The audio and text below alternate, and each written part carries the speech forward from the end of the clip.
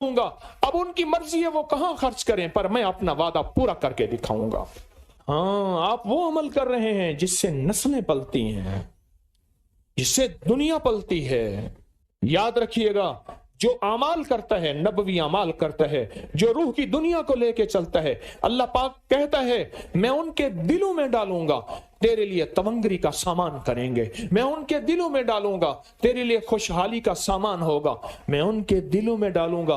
क्यों? दिल मेरे कब्जे में है, सारी मखलूक, सारी कायनात के दिल मेरे कब्जे में है।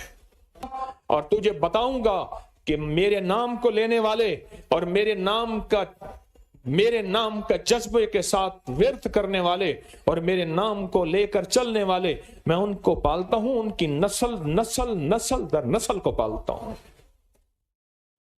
आज तो आप अपनी नस्लों के लिए बहुत बड़े खुशहाली और बख्त के दरवाजे भी और पैकेज भी लेने आए बैठे हैं। हाँ, ये याद रखिएगा, बख्त और तवंगरी के दरवाजे लेकर आए बैठे हैं। ये वो दरवाजे खुले हुए हैं जो आपके साथ हैं। बिस्मिल्लाहिर्रहमानिर्रहीम का अमल है। फिर अगला अमल है सूरत इखलास।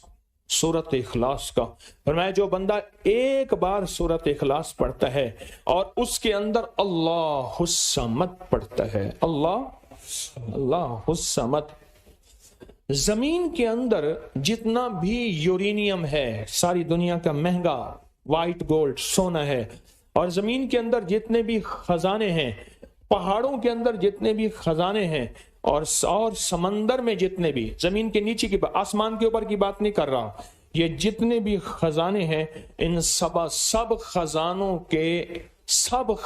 की कुंजियों के 3 दंदाने हैं। एक स्वाद है, एक मीम है और एक दाल है, वो है समद। वो क्या है? और अमर कुंजी किसके हाथ में है? अल्लाह समद। और मैंने 3 खजाने बयान किए हैं, और से समझे।